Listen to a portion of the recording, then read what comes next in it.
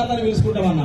ఆ అన్నదాతలకే ఇలా దుఃఖం వస్తే, ఆ అన్నదాతలకే ఆకలి వేస్తే ఎవరికి ఎక్కైతారో మనం ఒకటి నాయకులు ఇలా తెలంగాణ పక్షాన రావాలని చెప్పేసి గ్రామాల్లో కోరుకుంటున్నారు.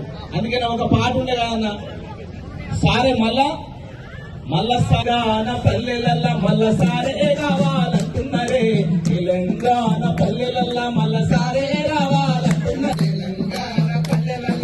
సారే రావాలంటున్నారే పల్లెలల్లా రావాలంటున్నారే, తెలంగాణ పల్లెలల్లా మళ్ళా సారే రావాలంటున్నారే, తెలంగాణ పల్లెలల్లా.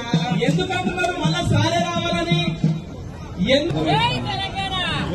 ఆలి మెడలోన తాలిని కూడా మమ్మీ, ఆలి మెడలోన తాలిని కూడా మమ్మీ వేసినావే, అన్నం పెట్టిన రైతన్నని ఆకలి మిగిలెనురా, ప్రణాళికలు ఎన్నెన్ని మారినా బతుకు మారలేదే.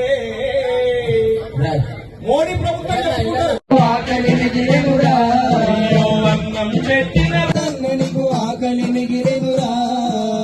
సారు మాకు ఆకలే ఉంది, మా పొలాలు ఎండిపోతున్నాయి, నువ్వు ఉన్నప్పుడే బుక్కడు బోండే సారు అని చెప్పేసి.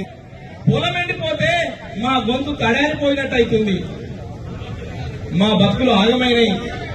మహిళా అక్కలు తల్లులు మోసపోయారు. ఎన్నో పథకాలు. నిన్న పెద్ద సార్ ఒక మాట అన్నాడు, ఏమన్నాడంటే అచ్చిన కరువు కాదు తెచ్చిన కరువు అన్న, ఇది వచ్చిన కరువు కాదు.